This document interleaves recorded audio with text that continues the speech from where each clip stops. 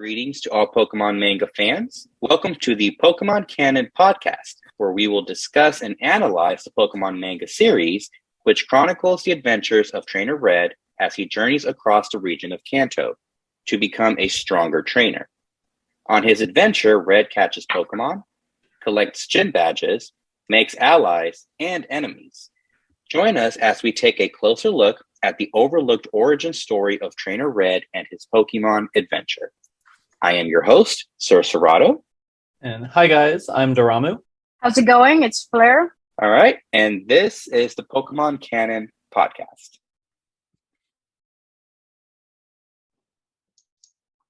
All right, guys, so episode 4, this is the one where we're introduced to the character of Misty. So let's go ahead and just start with the TV Guide synopsis. So for this one's TV Guide synopsis, again, I have a very simple one. I just said, Red teams up with a water Pokemon trainer to tame a hyper Gyarados. That's pretty good. Yeah, this one was really short, so you pretty much almost described the whole thing. Yeah, so this one and the next two that we're doing are just one chapter long episodes, so they're going to be short like this.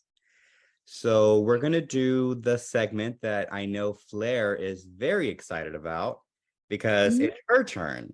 So last week, the loser of the Who's That Pokemon game was Fleur, which means that she's doing this week's recap. And Daramu suggested that she do Pikachu. I suggested that she do Professor Oak. So tell us, Fleur, who are you going to do for this one? I was going more for Professor Oak. Just do like a deep grumpy voice. Just do what Daramu said last time and picture him as a very get off my yard kind of character. Get off my yard. Ever since he said that, I'm like, yeah, that is Professor Oak in the manga. So there was Red arriving in Pewter City when he learned that a local rare Pokemon was causing mayhem and robbing the local shops. Red put on a fight against Pikachu, and he was able to catch him. Later, my grandson, Red's rival, appeared and challenged Red to a Pokemon battle against a gym leader, Brock. Red caused the combined efforts of Bulbasaur and Poliwhirl to claim one simple victory after another. When it came down to the battle versus the gym leader, Red had only Pikachu to rely on. Unfortunately, it was not so simple to get Pikachu to listen. When Brock launched an attack at Pikachu, Red stepped in and gained Pikachu's trust. In the end, my only prodigy and grandson were able to obtain their Boulder badge. Oh, to be young and Pokemon trainer again. Pretty good. Not bad. Not bad. So yeah, really good, really good. Yeah, you got the little grumpiness from the character. It's just funny hearing hearing a girl's voice trying to do an old grumpy man. Well, yeah, it's hard. It's not as simple as it could be. Yeah, you guys, now you get it. So if you guys ever give me a grumpy old lady, I'm going to be struggling. I mean, someone's got to do Agatha eventually. Oh, for real. All right. So last week the loser was Fleur. So Fleur, you're doing this week's episode walkthrough. It's a short one. It's just 14 pages, and you're just walking through the story. So whenever you're ready. Okay, of this episode, right? Yeah, I'm ready. All right, so on the first picture, you see like a little bit of empty background. See somebody struggling a little bit. Don't really know who it is. But then you realize it's Misty, and Misty's battling what appears to be an angry Gyarados. And they probably met him for a minute. Her Staryu is right there with her, loyal companion. And then on the second page, you see Staryu get attacked by the Gyarados. And then, of course, Misty's sitting there trying to see what's wrong with her Staryu. It appears to have fainted, and the Gyarados is still as angry as can be. And then you see somebody in the background coming towards her, and it's Red. And she's kind of shocked, I guess didn't expect anybody to be around. He's getting his Pokeball out, getting ready for battle. And she's telling him no. Of course, he gets his Bulbasaur out. and Misty tries to warn Red that Gyarados is about to attack, same attack that her Staryu fainted with. And she's shocked that Red's a trainer as well. We do see Gyarados using the hydro pump on Bulbasaur. And of course, Red's just like, oh, it's grass Pokemon.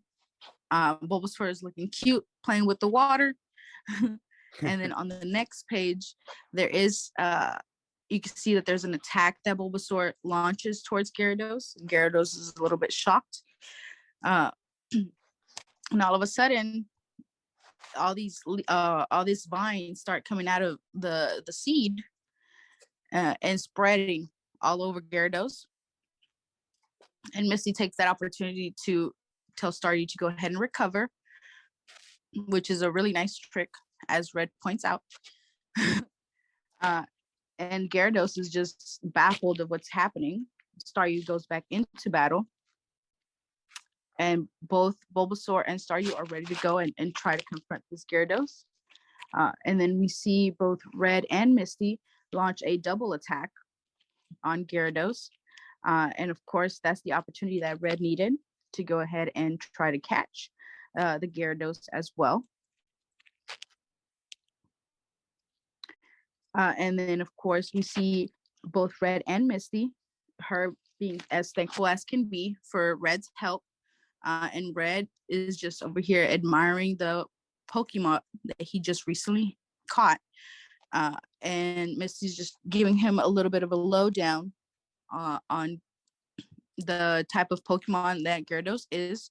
Of course, we see she gives a little bit of a background as to the Gyarados and where it came from and what it meant to her.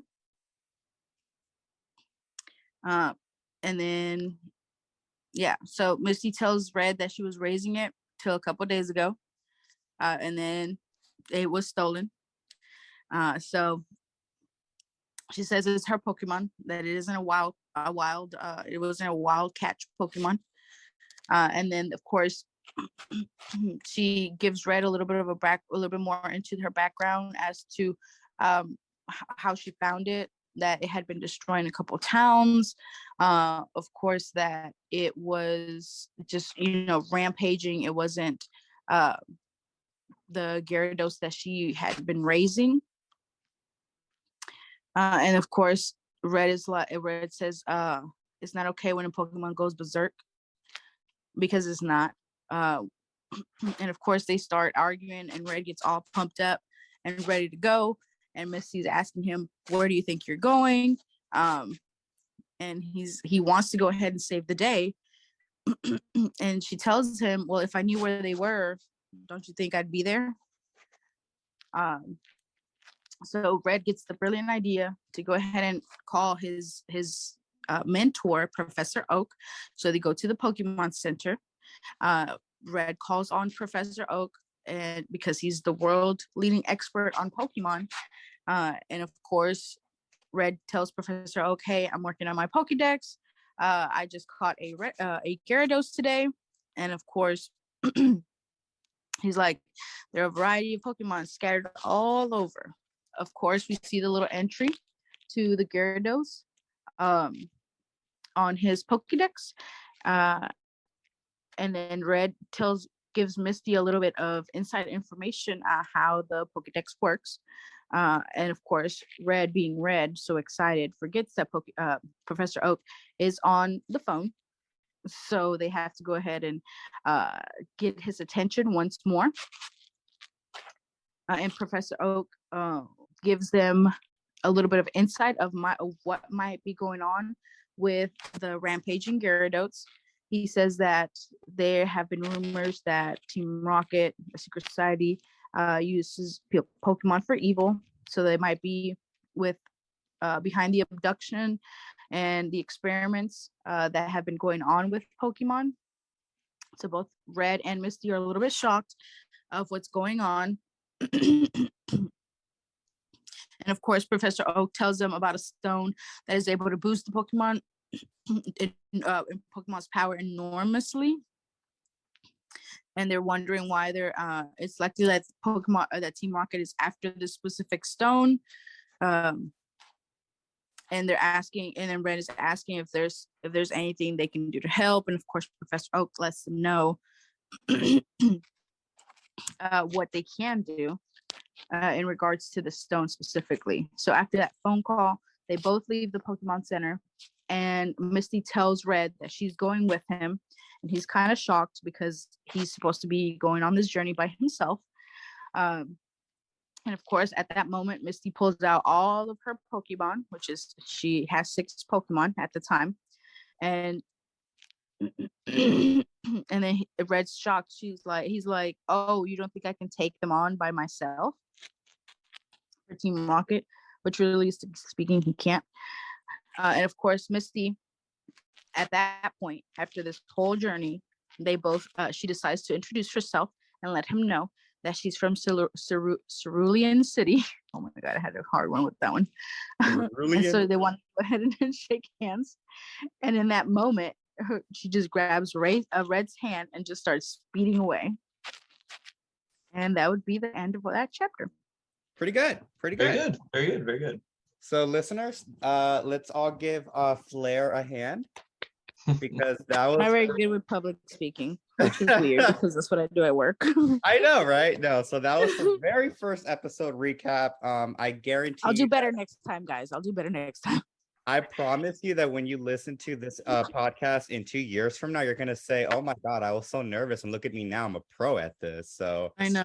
It's just what do you call it? It's an anxiety thing, but you did a great job. Yes, it is. So let's talk about this chapter, you guys, because for being a short chapter, there was actually a lot that was kind of introduced to us. First of all, in the last episode, if you guys remember, when we did the episode predictions, now Moo, your prediction was that it was going to be when Red battled Misty. And a big part of it was that you were concerned that we were going to skip what's the name of that cave? Moontown. Mount Moon? Yeah, Mount Moon. I was afraid that we're going to skip all of that. And I was like, that's a lot to skip.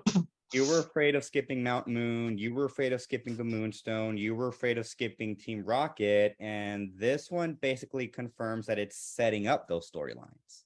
Yeah. It's not that it skips the storylines. It just introduced the character of Misty too soon. Now, as your prediction was last week, would you say that you're actually relieved that that's how it's playing out? Oh, 100%. Because there's a lot that happens in Mount Moon, and I would have been cheated if we didn't get to see a lot of that. I agree. Fleur, how do you feel about Misty being introduced so early in the series? Which, I mean, in the cartoon series, she is introduced early as well. But in this one, it's like the format of the storyline is different. So she's introduced almost like a whole storyline before she's even meant to be introduced. So how did you feel about that, Fleur? Well, I really thought that she would be introduced at least in like chapter 6 or 7 of this one, not so early as it is now. And then in the way that she was introduced, it really wasn't the way that I expected it. I figured that she'd be somewhere in Cerulean City, because she's supposed to be the Cerulean gym leader, Yeah. So I figured she would stay more closer to home, which maybe they are close to home, but as a gym leader, you'd have to be available all the time for anybody that wants to go ahead and challenge your gym. So it just threw me off a little bit, and I really didn't think that she seems like in this one, she does seem like she's a strong trainer and she knows what she's talking about from the little bit that we've got from her. So that's still part of who Misty is. Yeah, I agree. Her character was definitely, that was one of my notes. To me, I see her as being a smart character in this one. She happens to see that her Pokemon is in danger. So let's get into the small details in this one, because there is a bit of a lot to cover. What I like about these manga chapters is that for being so short, they do cover a lot. So the Mhm. first thing I want to cover is that Professor Oak mentions Team Rocket. Now we have already been introduced to Team Rocket. We met them in the first episode, actually, when Red encounters them when they were looking for the wild Mew. You guys remember that? Yeah, for sure, for sure. Mhm. So in this one, we finally get a name. This is the first time that we learn, oh, their name is Team Rocket. Professor Oak is introducing us to these characters. Now, what I like about this is that in the little video phone that Professor Oak is on, so does Pokemon have like Apple before our universe had Apple? They're basically on a video phone call if you guys listen, if you guys see that, which when I was little, I would watch the cartoon series, that always amazed me when they would have the phones, but they would have like the actual phones up against the ear and then like the screen, right? So it's Mhm. like in a way the Pokemon cartoon series was ahead of its time, but in another way, it's like they missed it by that one thing. But it's funny because that's only in the cartoon series. In the cartoon, they have the phones. In the manga series, it's straight up like a two-way video phone, like an actual video call. So I don't know. I'm thinking that the manga series actually, in a way, were aware of the impact Apple was going to have on society. So, like also in the Pokemon universe, I don't think it's Apple. It's probably like Applin Berry or something. What is the apple berry called? The berry that looks like an apple in the Pokemon universe? Is there one that looks like an apple? I know there's a peanut berry, which looks like a pineapple. We'll do that one. The peanut berry. Okay.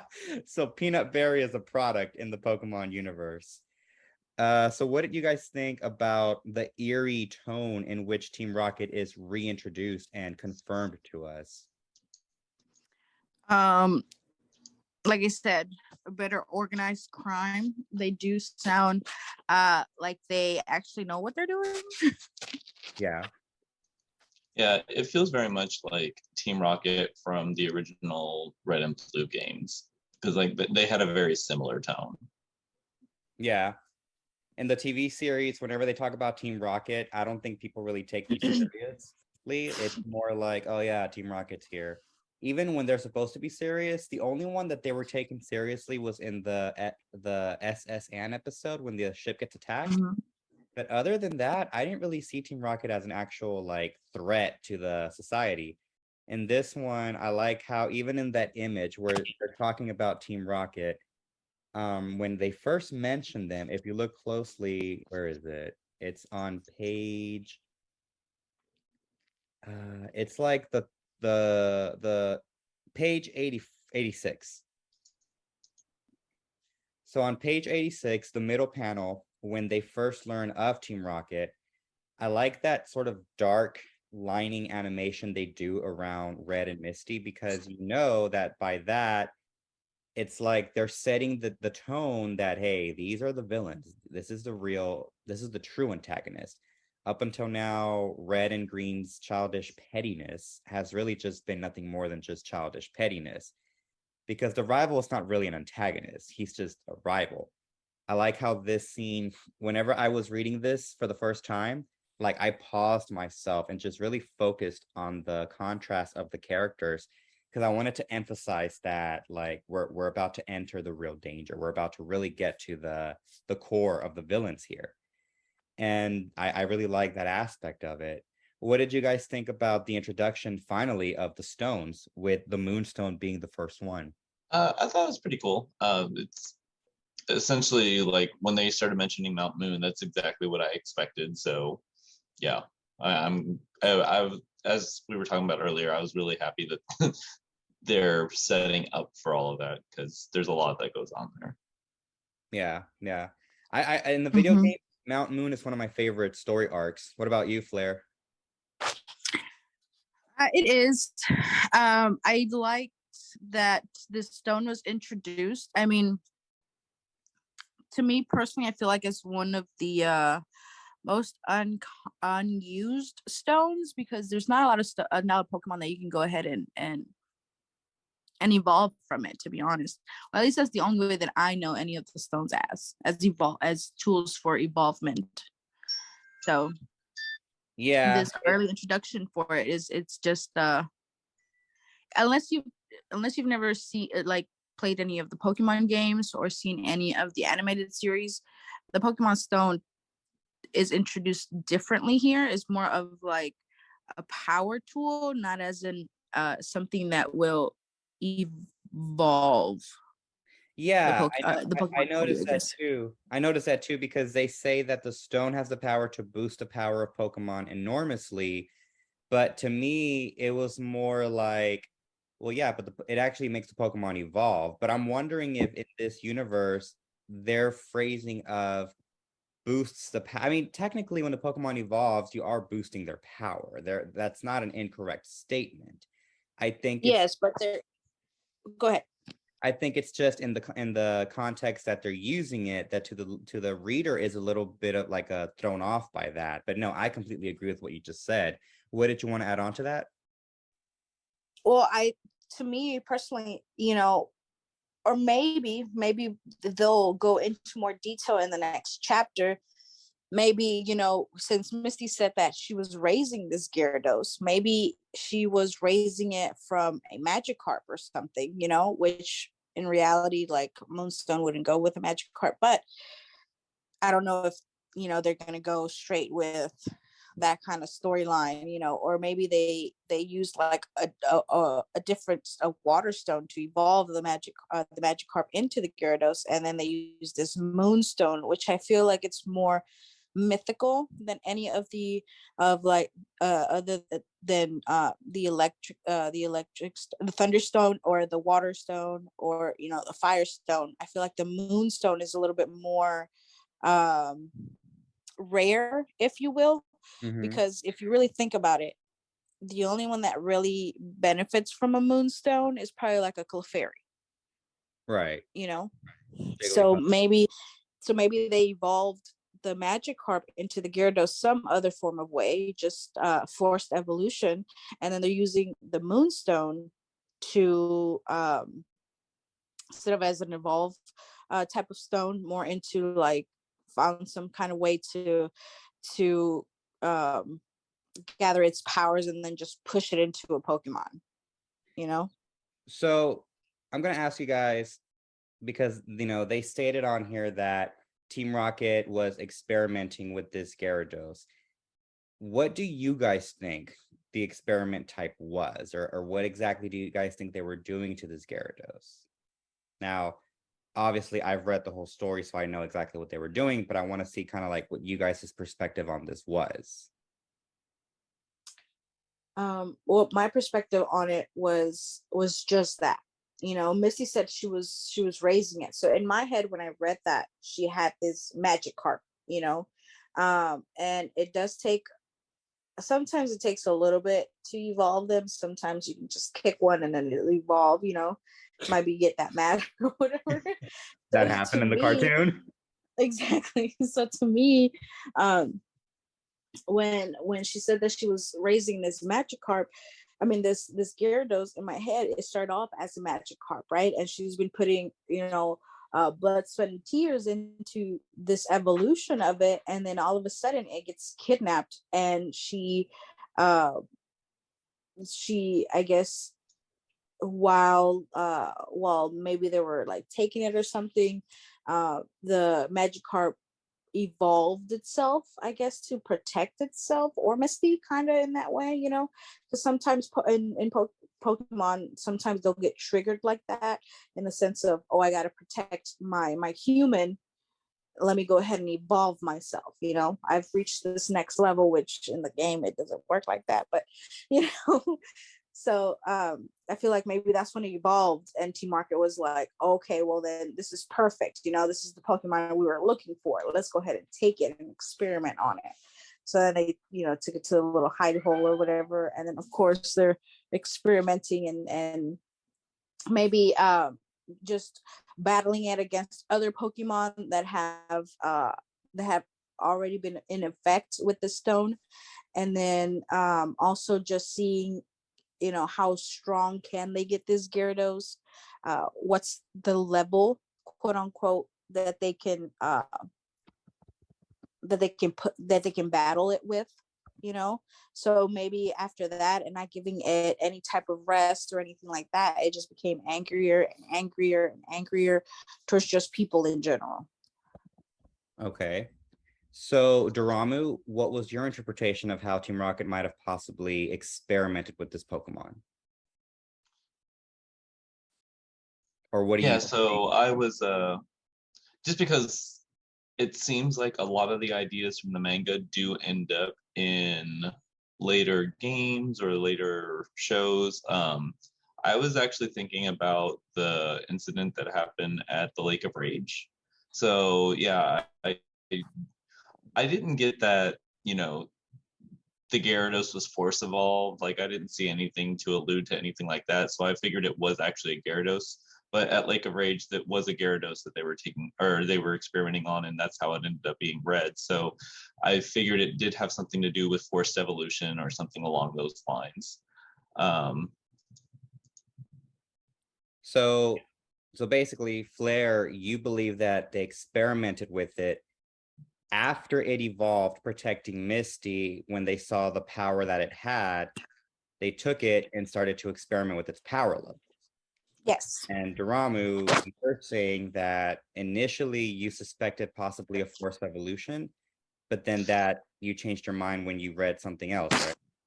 oh no, so like what I'm saying is if panel 82, she was like, I was raising it till last week, and when it came back, it wasn't the same sweet Gyarados.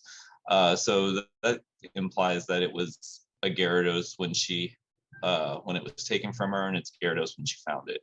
So I don't think it was anything to do with forced evolution, but just because of like the events that happen at like Lake of Rage and whatnot, like I do think it was something that will probably be setting up for something along those lines. Like seeing something like this, like in the power threshold that you need to get it to evolve, probably experimenting on like what that power threshold is, so that way if they are to start trying to get things to force evolve, knowing what means they would need to kind of keep them captive or keep them under control. Okay. Okay. So I see what you're saying. Now, do you guys think that Gyarados is like the first Pokemon that Team Rocket is experimenting on, or do you think it's just another one that they're experimenting on? Oh, it's just another. This is a Tuesday. Exactly. This is this is not even like the beginning of anything. Yeah. Okay, yeah.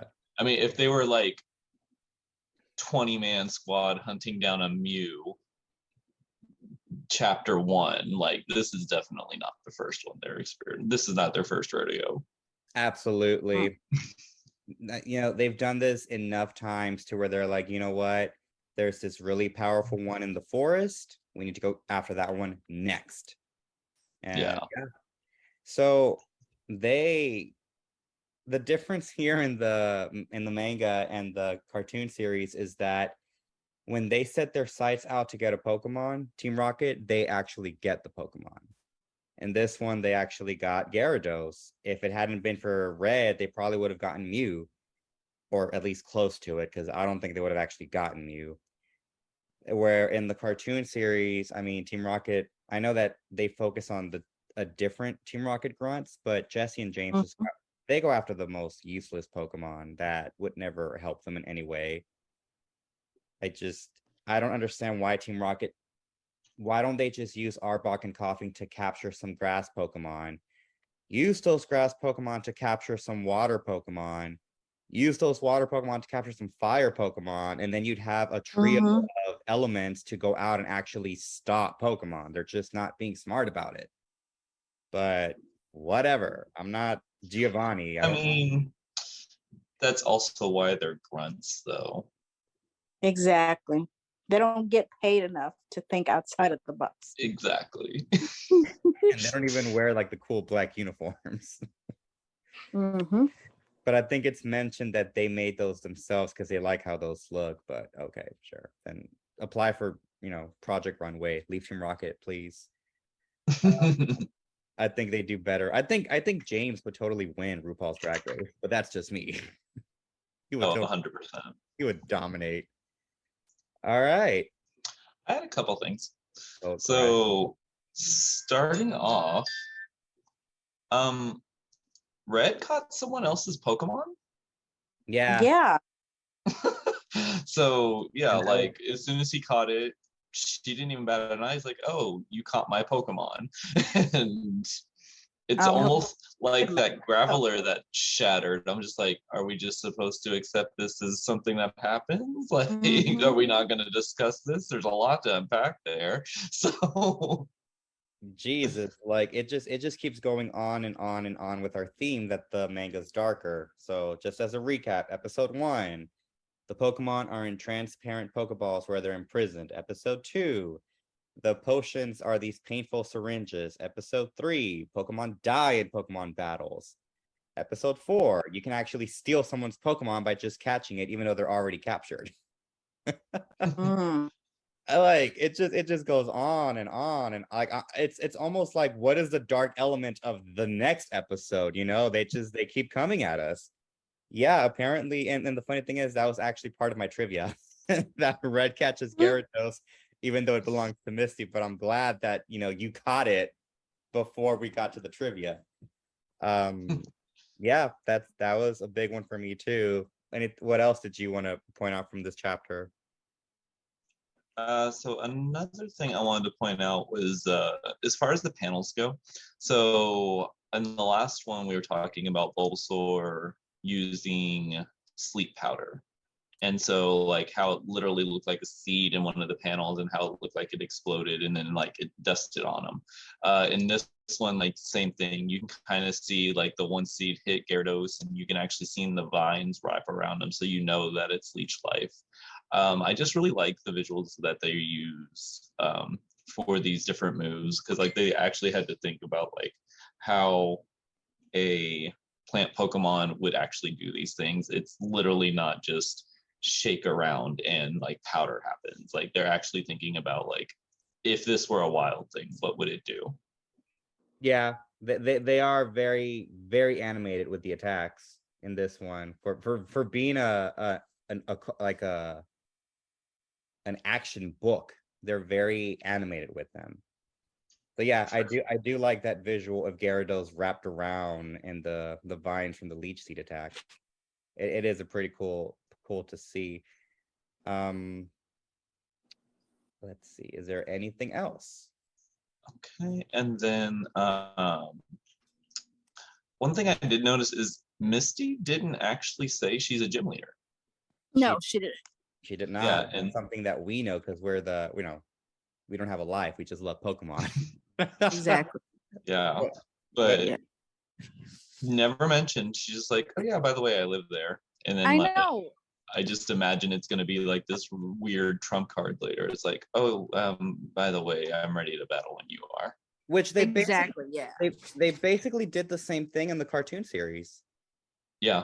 She never Mhm. she never states she's a gym leader, and then when they go to Cerulean, she even tries to avoid going to Cerulean City because she doesn't want them knowing she's a gym leader. So, yeah, I like how a lot of times a lot of their personalities get filtered down into the who they are in the manga. Like, we see a lot of Ash in Red. We see a lot of the rival in Gary. In this one, we see a lot of Misty in Misty. So the stories were there. They're just different versions. I'm telling you guys, this is the Marvel Cinematic Universe. What do they call it again? The timeline thing from Spider-Man. Oh, The multiverse. Multiverse. multiverse. Yeah, it is. This is just a multiverse. It's just another universe in which things take place in a different manner. Mhm. Yeah. So, did anyone have anything else they wanted to add on the story? Not on the story, but I did have one last thing. Because all of my other critiques have always been about like the power creep and everything. This is the first one where it actually kind of makes sense. Like, I was that kid that bought the magic carp from the guy for outrageous amount of money Oh at my the God. Poke Center. But I went back to Viridian City and I like trained that stuff up till it evolved. Like I knew that like this is before like the internet, if you can believe it. But so I was like, they wouldn't just give me this stupid fish. So like I literally went and like I kept training it and training it off of like Caterpies. in the middle of Vernium Forest. It took forever, but I was a little kid with no life. So like this is the first time where the actual power creep actually makes sense. Mm-hmm. Yeah. And then even when you look at, I have it as page 13 for the one that we downloaded, but it'd be page 87. I even got a chance to like kind of zoom in on Misty's Pokemon that she has with her. You see a Staryu, you see a Starmie and a Gyarados. Her team actually looks pretty true to things that you've seen either in the card game or in the actual video game, because she does have a Staryu, she does have a Starmie, and then the Gyarados, she even has a card called Misty's Gyarados. So like this is actually pretty true to like things that she actually has, like in some form or fashion. Would you know what the other 3 Pokemon are? Because we can't make those out. You can't make those out. Like I tried really hard. I zoomed in as far as I possibly could. You cannot make those out. Yeah, I mean, Mm-hmm. yeah. So okay, so that's pretty. And I wonder what that S stands for. The S. On the Pokeball. Oh, probably for Cerulean, no? No, it's probably for like, Yeah, because C, if they right? didn't have Ultra Balls or Great Balls, it was probably Oh, supposed so to be it's like just a like Super Ball or something. Oh, okay. Oh yeah, because they don't even look like Pokeballs. They have those 2 lines on the sides. Well, the 2 lines on the sides kind of look like an Ultra Ball. Mm. Kind of, yeah, but the Ultra Balls. Have you guys ever seen like an Ultra Ball in person? No. All right, so the Ultra Balls in person, this is what they look like from the front. From the top, they have this line. Mm. So from the top, it looks like a capital H. Oh, okay. Yeah. Now in Okay. this one, it's missing that line at the very top because it is a top view from the Pokeballs. So in the panel, like they do look like Ultra Balls from a side, but if anything, they look more like Great Balls. Yeah. Yeah, they look more like Great Balls. But yeah, those would be the Pokemon that I would have thought that they were as well. Wait. Don't worry. We'll be right back. We just need a short break.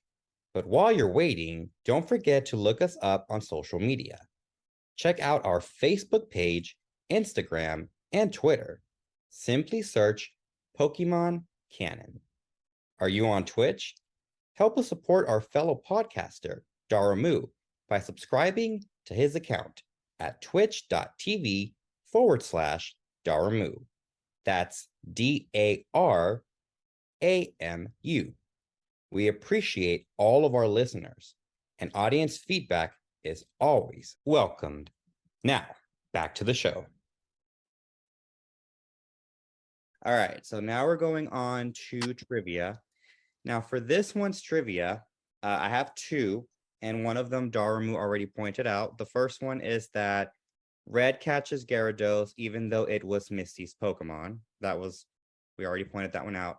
Now, here's another one. There was another error quote, if you want to call it, thing in this chapter, if you guys noticed it. It involves Gyarados and Bulbasaur.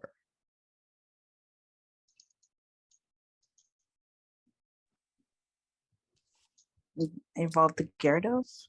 Yeah, there was another. I have I mean, I'll just read it out if you guys want to read it, but if you guys want to look for it first, because there was another kind of like weird. It's not a goof. It's not really an error. It's just something interesting. Are you talking about when Red has it in the Pokeball? No. And he's okay. Or how he took a hydro pump and nothing happened. No. Hmm. You guys ready for it? Hold on. Oh yeah, she's like, I want to find this. Yeah, hold on.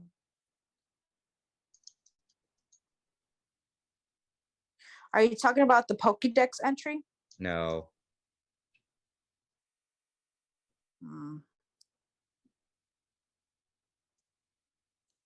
I can give you guys a clue. What is it? It's on page 80. 80. Yeah.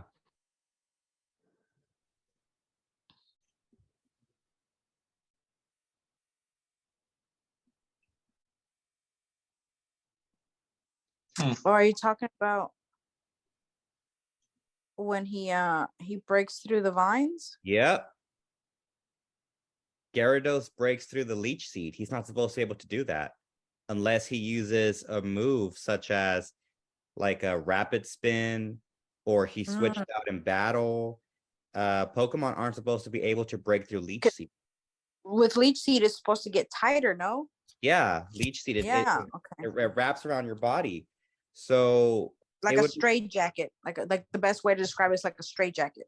Yeah, and the funny thing is, there's nothing on Gyarados that's like sharp. It's just like Staryu could easily use a quick rapid spin and free itself from the leech seed, you know? There are certain attacks that remove stuff, but no, that's part of my trivia that Gyarados is not supposed to be able to break itself from that attack, and yet it was able to. So that's another one. All right, now we're moving on to standout moments. What is you guys' favorite standout moment? I have one if you guys want me to go first, or does anybody else want to go first? You go first. All right, so my standout moment is when Red and Misty team up and they both send out the Pokemon together. When Red says, and I quote, "Should we start double dating?" I was like, shipping moment. So I was like, okay, I kind of ship them a little bit. There's something there. I see it. I see it. So from that moment, I started to low-key ship these two characters. So mine would actually be like when he sent out the Bulbasaur and it took like a full hydro pump like nothing. Because even if you know, anything were taking like a hydro pump, like it would actually like, it doesn't matter even if you resisted it, it should still do something because it's hydro pump. But it just kind of affirms that my theory that this Bulbasaur is like level 48 or something, and this is just a newly found level 20 Gyarados is Yeah. yeah. But you know, I just really like that scene on page or was it page 78 where like he's just like kind of playing in the water. See, I love the fact that you're so like knowledgeable when it comes to Pokemon attacks leveling up because I'm actually not. So reviewing these with you gives me a deeper insight on this. So no, that actually does make a lot of sense. Bulbasaur, because we've established he had an attack that he gets at a very late level. So yeah, it makes sense that to him the hydro pump is a nothing to him. Yeah, I like that. That's true. Yeah. Flare. I think he learns, or was it Gyarados learns hydro pump at like 30 something. I'd have to look it up. But yeah, so like even then, like he's still higher level than this Gyarados is. Yeah. Yeah. Flare, what's yours? Okay, so if you go to page 82, right? When Red is showing Misty the Gyarados in the Pokeball. Okay. Like it creeped me out more than anything, you know, like why would you draw Pokemon like that? You're talking about Gyarados' face? Yes, exactly. When I saw that, I kind of thought of the Joker. Exactly, but like an old school Joker, like Clooney Joker. You know what I mean? Yeah, that was a creepy one. I agree with that. Yeah, like I don't know who did that, but it was not what they were going for. 100%, I can guarantee you that. Yeah, I like it. I like it. Another standout moment that I had, this was actually my runner-up in case my number one was taken. My runner-up is when Staryu uses Recover. Well, two things about that. First of all, hiya! Am I the only? No, exactly. Hiya! I think that's like the running joke with Pokemon fans that grew up in the 90s that his freaking like name, he would say hiya. It was just the funniest thing.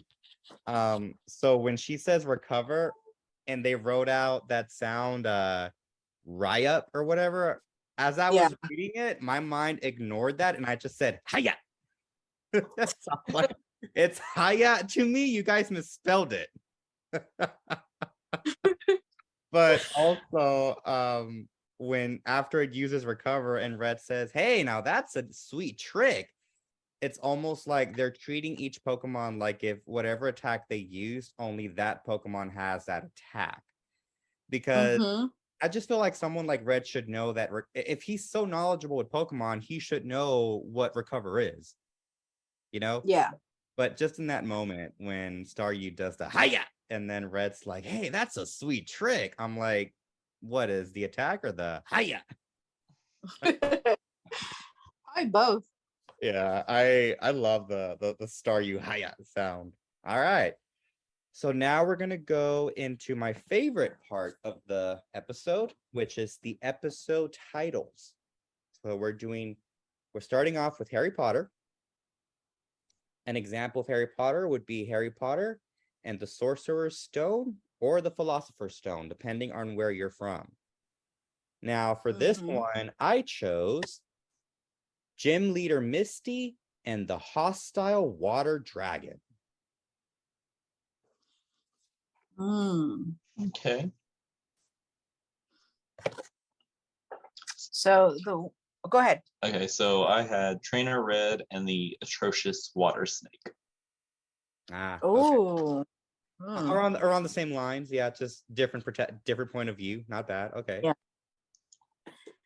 Mine was kind of around the same lines. I guess we were all just pretty much on the same was it thought train?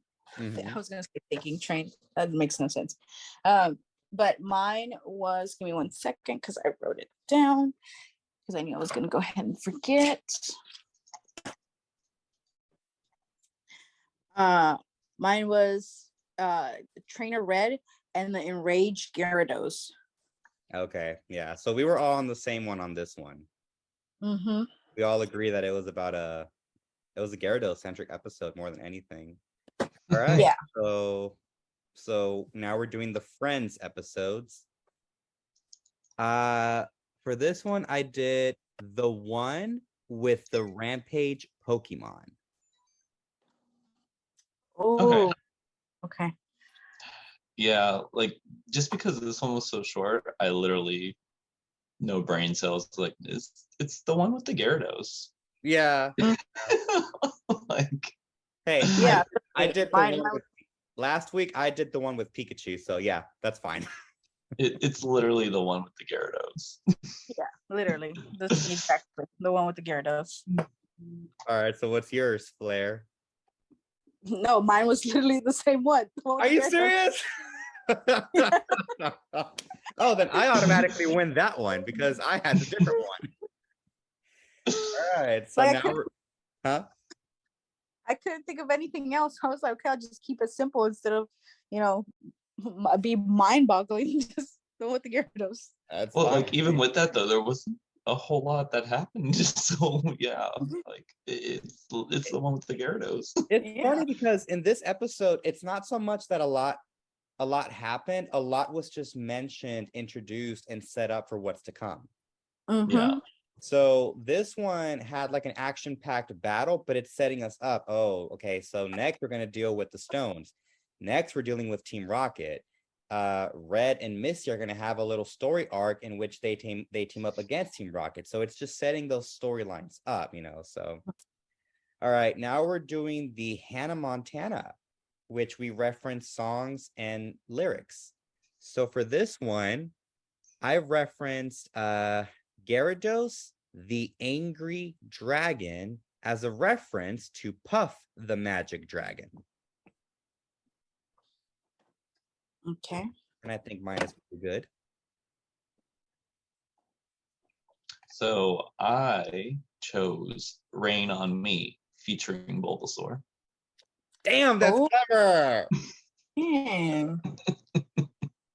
Lady Gaga and Ariana Grande, right? Damn it! Why didn't I think of that? Dang. That was a good one. All right. That was a good one. Fleur. Let's see. This one was the one that I always have a hard time with the Hannah Montana ones, because don't really listen to music, and the one that I do listen to at work is like country music, like sad country music. So Hey, give me. hey. I will cry to Taylor Swift in a heartbeat, okay? I will be in my room crying to her. Did you listen to the All Too Well, the 10-minute version? Yes. Yeah, so don't worry, girl. I'm with you on that one. So what's your you know what? What's your country title for this one?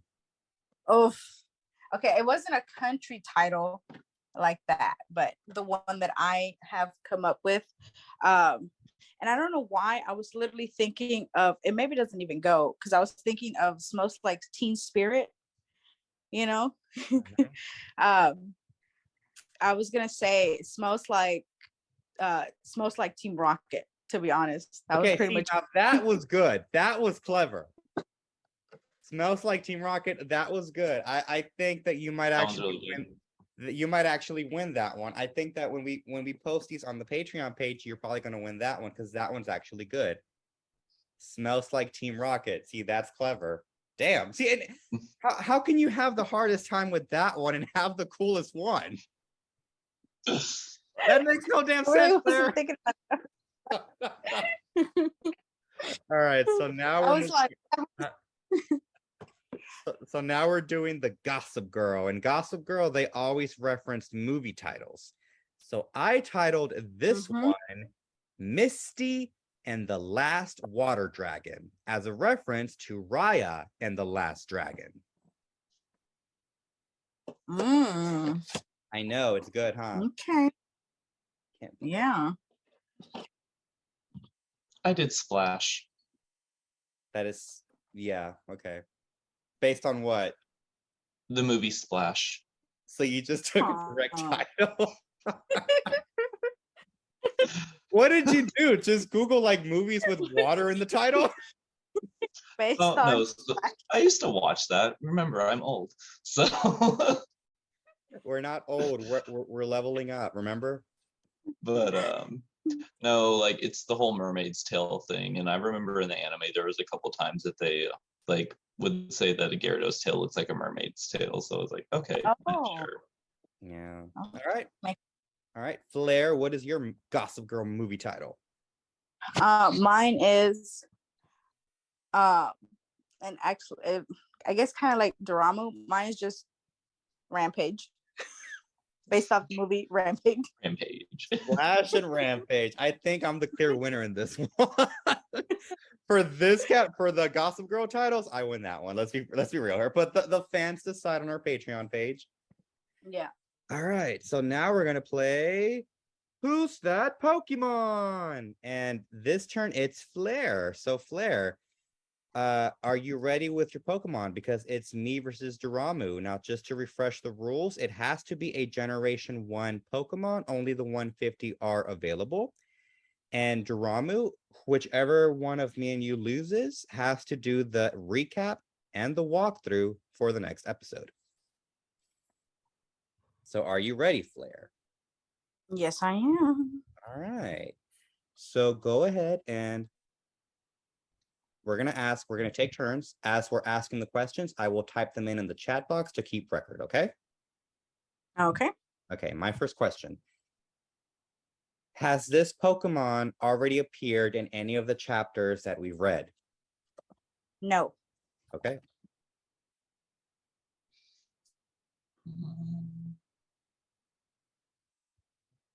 Daramu? Is it a dual type? No. Okay, let's see.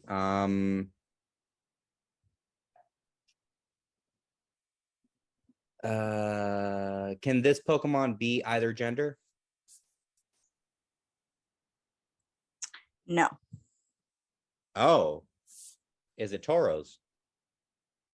No. Okay. So you're saying that it cannot be either gender, so it's specifically a gender. Oh, I'm sorry. No. Not in that sense. No. Oh, so it's a genderless Pokemon. Does it evolve? In Generation 1, it does not. Okay.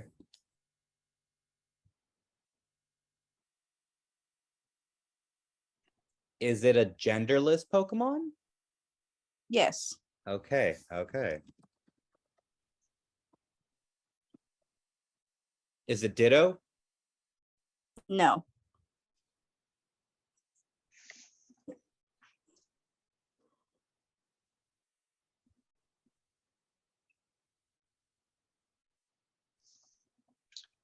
You said it's genderless and it doesn't evolve.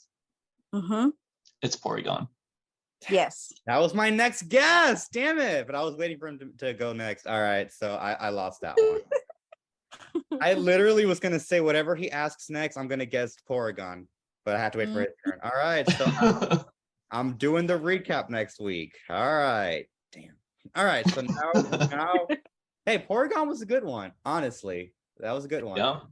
All right. So yeah. So I am the loser of this one, and I'll do the recap next week. Damn, Daramu, you've gotten a consistent save. You haven't had to do the recaps. Your time's coming. It's coming. All right. So now we're doing the episode ratings. Now this one, I'm gonna give it a 4.5 because I thought the battle between Bulbasaur and Gyarados was really good. I liked how Misty jumped in and they teamed up. I started to ship them already, and I really enjoyed this one. So I give it a 4.5. I give it a 4.5 ignored Professor Oaks.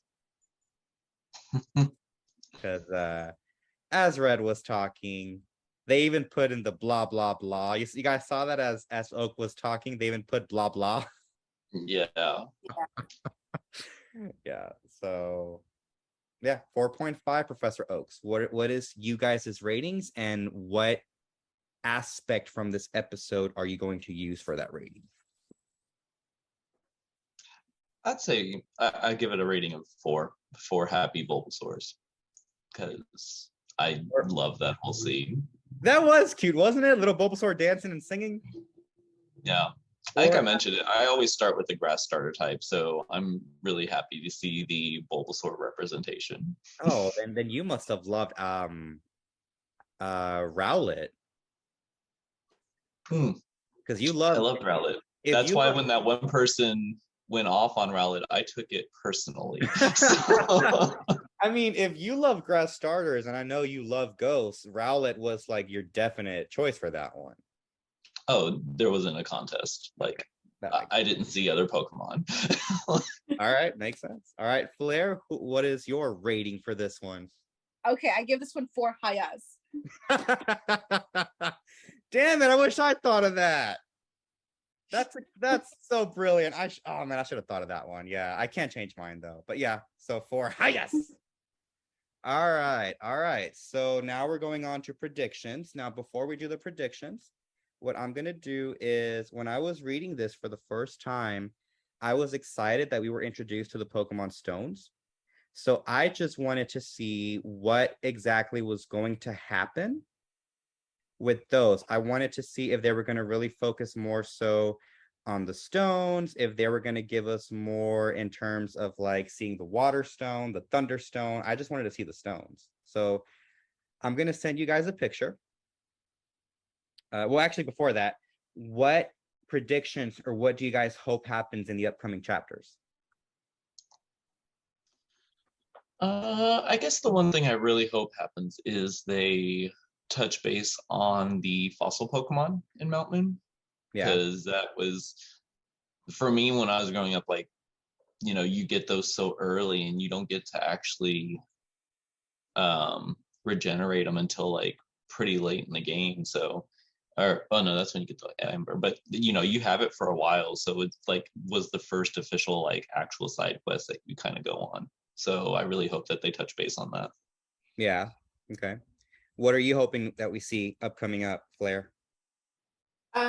Just more of the realization from Red that Misty is the Cerulean City gym leader, and how that's going to go down, because at the end of the day, he is trying to collect his Pokemon badges. And even though they just became, I guess, quote unquote, friends to a certain level, he still has to go ahead and battle her for the badge. All right. All right.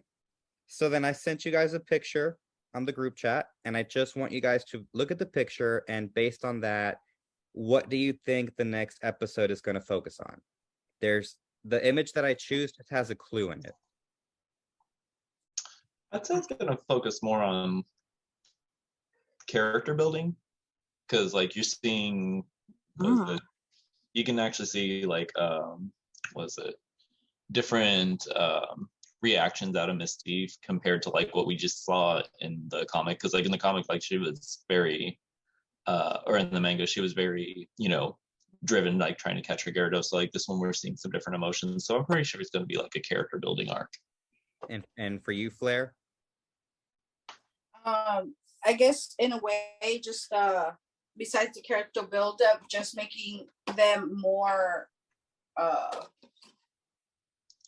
I guess, like as partners, like traveling partners, not just friendship kind of wise, and then just giving them kind of a little bit more of a storyline as to where they're going to go ahead and develop them into.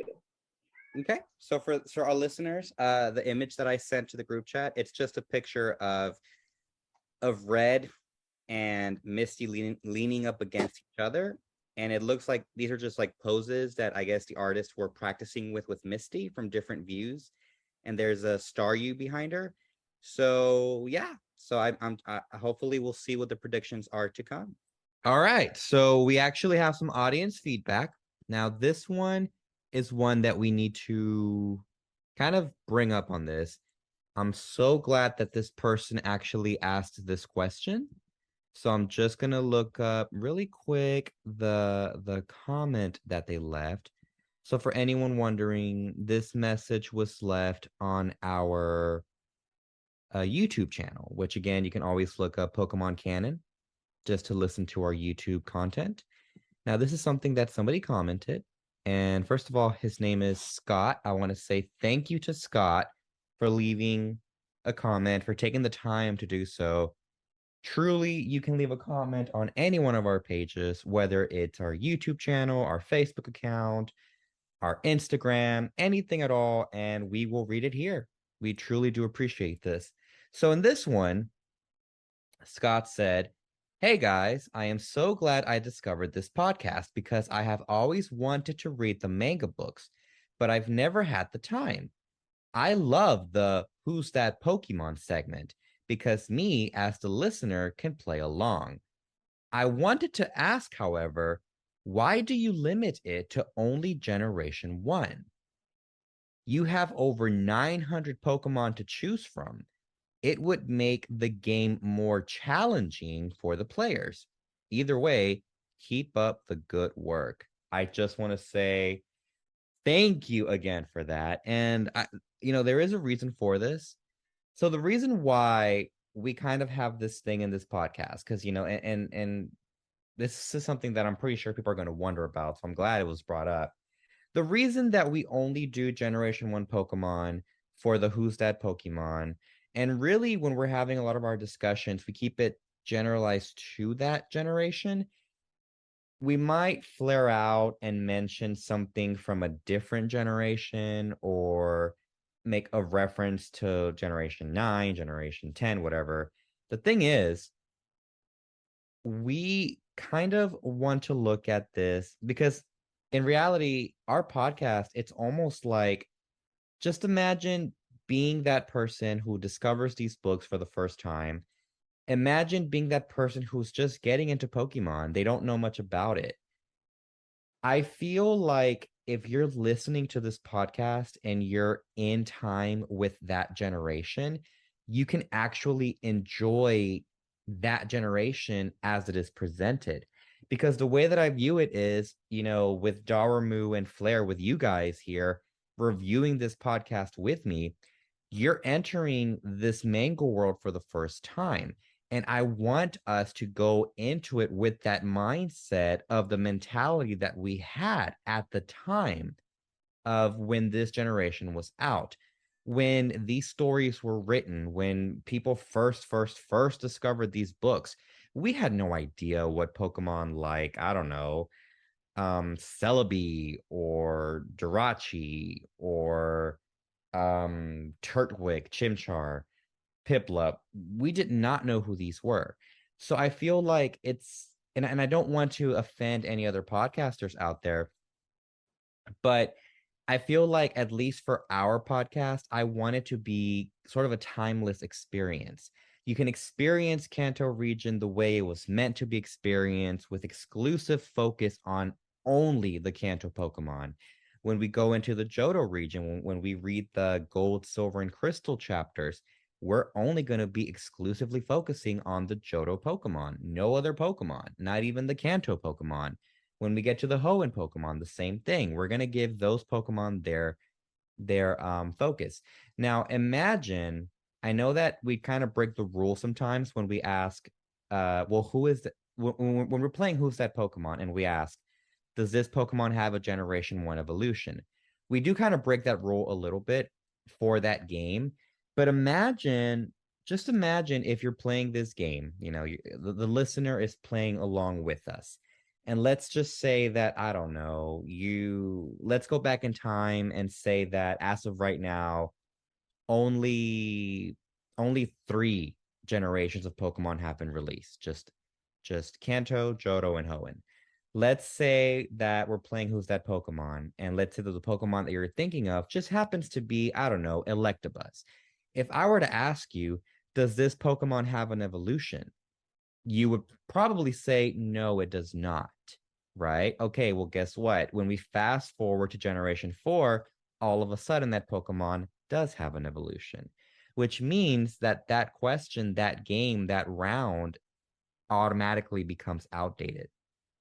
So I want, when we do the Who's That Pokemon and people are playing along with us, I want them to automatically go in that mindset of, oh, they're only talking about Pokemon from this generation.